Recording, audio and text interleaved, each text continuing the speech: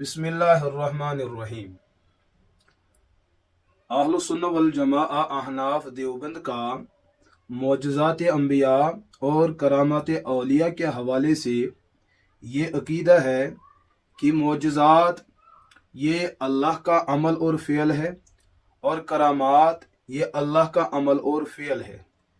اس عمل کو اللہ کرتے ہیں اور اس عمل کو اللہ ظاہر فرماتے ہیں۔ اگر یہ عمل اللہ نے نبی کے وجود پہ ظاہر کیا تو اسے معجزہ کہتے ہیں۔ اگر یہ خرق عادت عمل اللہ نے ولی کے ظاہر پہ اور وجود پہ ظاہر کیا تو اس کو کرامت کہتے ہیں۔ انبیاء کا معجزات کو ظاہر کرنے میں ان کا ذاتی کوئی عمل دخل نہیں، یہ فعل ربانی ہے۔ اولیاء کو کرامت کے ظہور اور اظہار پر قدرت نہیں، یہ عمل ربانی ہے۔ تفصیل اس موضوع کی پھر کبھی۔ میں نے گزشتہ دنوں واقعہ معراج کے ضمن میں یہ بات عرض کی کہ اللہ کا کسی انسان کو اس کی وفات کے بعد، جس انسان کو دنیا مردہ مانتی ہے یا وفات کی ہوئی شخصیت تسلیم کرتی ہے، اللہ کا جیسے قدرت زندوں پہ ہے، اللہ کی قدرت ان انتقال کیے ہوئے لوگوں پر بھی ہے۔ کسی انسان کو وفات کے بعد قبر سے لانا اور کسی کام کے لیے اللہ نے اس کو استعمال کیا، اللہ کے لیے قدرت ثابت ہے۔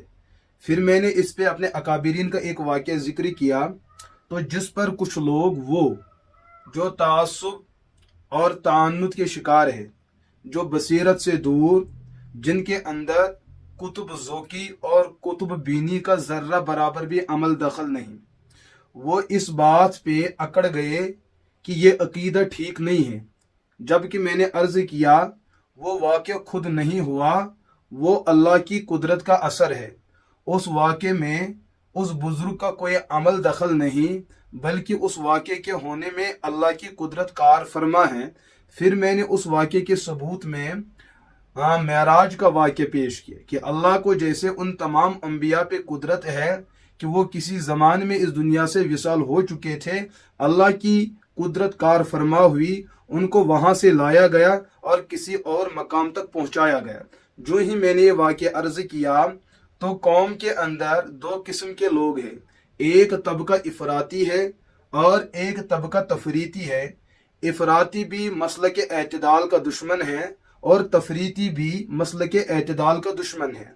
اس افراطی تفریطی میں ایک طبقہ متعصبین کا وہ، متعنتین کا وہ، جو خود کو علم حدیث کا علم بردار کہتے ہیں، لیکن جو ہی یہ واقعہ منظر عام پہ آیا تو انہوں نے شرک کے فتوے داغنا شروع کر دیے۔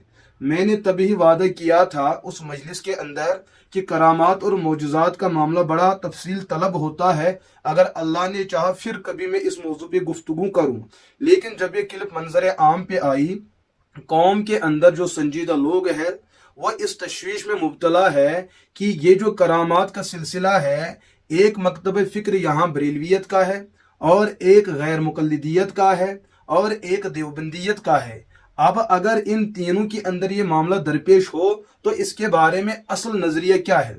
میں نے عرض کیا کہ معجزات یہ عمل ربانی ہے اور کرامات یہ عمل ربانی ہے۔ ان دو معاملات میں اس کے ظہور اور ظاہر کرنے میں نہ نبیوں کو کوئی عمل دخل ہے نہ اولیاء کو، پھر وہ ذاتی کہے یا عطائی کہے، دونوں صورتوں میں یہ اللہ کی قدرت کا اثر ہے، ان میں مخلوق کا ذرہ برابر بھی عمل دخل نہیں۔ اب یہاں پہ چونکہ تعصب اور تعنت کی جو حد ہے، وہ چند ایسے احباب ہیں جو خود کو فکر اور منہج اہل حدیث کے ساتھ جوڑتے ہیں۔ ان کو گھر کا آئینہ دکھانے کے لیے میں نے چاہا کہ میں ان کو ایسی راہ بتلاؤں کہ وہ اپنے متقدمین علماء اور آج بھی ہم عصر علماء کے ان نظریات کو جانیں کہ انہوں نے کرامات اور معجزات کے حوالے سے ان کا عقیدہ کیا ہے۔ تو میں بات کو مختصر کرتے ہوئے، علماء اہل حدیث کی ایک بہت بڑی علمی شخصیت، ہمارے اکابرین نے ان کا ہر وقت احترام سے نام لیا، حضرت مولانا غلام رسول، یہ جو ہے ملک پاکستان کے رہنے والے ہیں۔ ان کے اولاد میں خلف میں مولانا عبد القادر صاحب جو خود بھی انتقال ہو چکے ہیں، انہوں نے اپنے والد گرامی کے حوالے سے ایک کتاب لکھی سوانح حیات. یہ کتاب جو ہے لاہور سے چھپی ہے. اس کتاب کے صفحہ 141 پہ ایک حکایت موجود ہے. حکایت نمبر 50 ہے. بڑی بدقسمتی کی بات ہے، بعد میں آنے والے ان ایسے متعصبین نے جب اس کتاب کو پڑھا تو وہ ورطہ حیرت میں پڑ گئے کہ جس بات کو ہم علماء دیوبند کے لیے کفر اور شرک کہتے تھے وہ بات تو ہمارے بڑے اکابرین کی کتابوں میں موجود ہے. اب بجائے اس کے کہ وہ اپنے عالم کو کافر کہتے الیاذ باللہ، ان کو مشرک کہتے الیاذ باللہ، ان کو بدعتی کہتے الیاذ باللہ، یعنی مولانا غلام رسول صاحب کو کفر اور شرک کے فتوے سے نوازتے، ان کے معیدین کو نوازتے اور ان کے طلباء کو نوازتے اور ان کے وہ اساتذہ جنہوں نے مولانا غلام رسول کے علمی تفوق کو تسلیم کیا، ان کو فکر اہل حدیث کا نمائندہ اور ترجمان تسلیم کیا، ان کی کتابوں کی تائید اور تحسین فرمائی. تو ان کو چاہیے تھا کہ ان تمام کو وہ فتوی شرک سے نوازتے، لیکن انہوں نے ایسا نہیں کیا. انہوں نے سوانح حیات، یہ جو مولانا عبد القادر صاحب کی کتاب ہے، انہوں نے اس صفحے کو ہی جو ہے اس حصے سے نکالا. لیکن جو آسمان کی نظر رکھنے والے ہوتے ہیں ان کے پاس اس کے نسخے موجود ہیں. میں سکرین پہ اس کا وہ صفحہ بھی ڈالوں گا، آپ اس کو پڑھ لیجئے گا. مجھے یہ بات یہاں عرض کرنی ہے، مولانا غلام رسول صاحب مرحوم، انہوں نے صفحہ 141 پہ حکایت نمبر 50 اور یہی واقعہ علماء اہل حدیث کا ذوق تصوف جلد نمبر 1 اور صفحہ نمبر 149 پہ مولانا غلام رسول صاحب کے نواسے، انہوں نے بھی یہی واقعہ ذوق تصوف کے اندر انہوں نے یہ جو ہے واقعہ ذکر کیا ہے.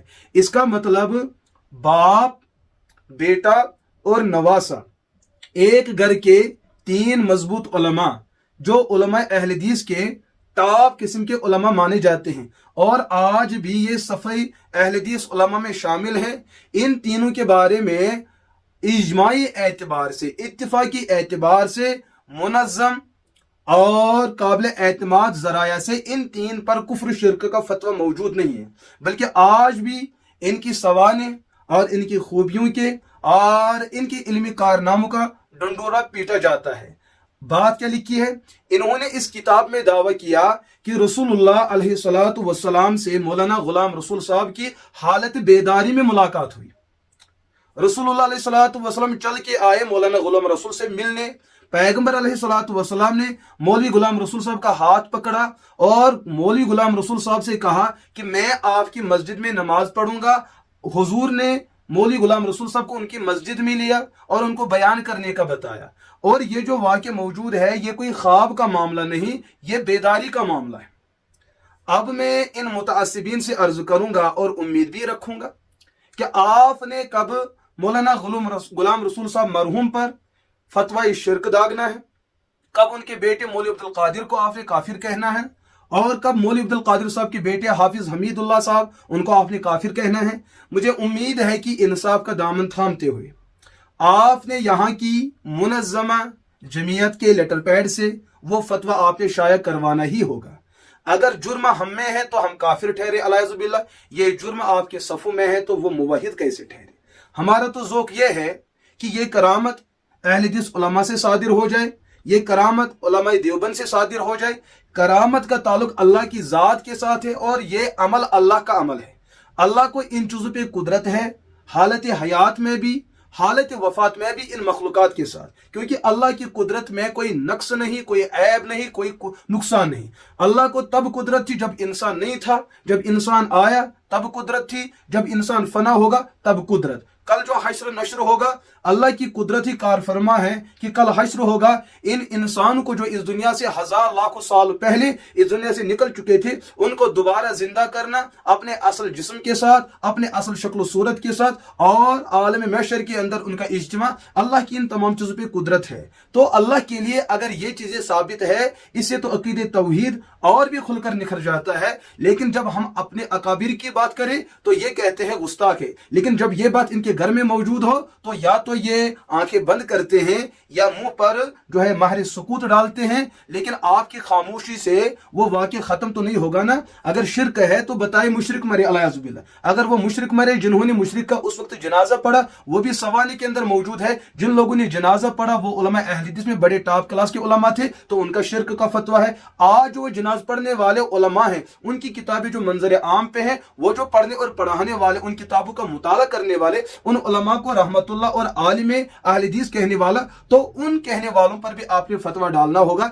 ये बात कहां से कहां तक चलेगी मैं समझता हूं। फिर तो मनहज अहले हदीस उसका इब्तिदा भी ज़वाल पजीर और उसकी इंतहा भी ज़वाल पजीर। लेकिन मैं दयानतदारी से बात अर्ज करूंगा, ये मैंने इस वजह से बात नहीं अर्ज की कि मुझे मौलाना गुलाम रसूल साहब के ईमान पे कोई शक है। हमने उनको मरहूम माना है, वो मगफूर है, अल्लाह के मकबूल है।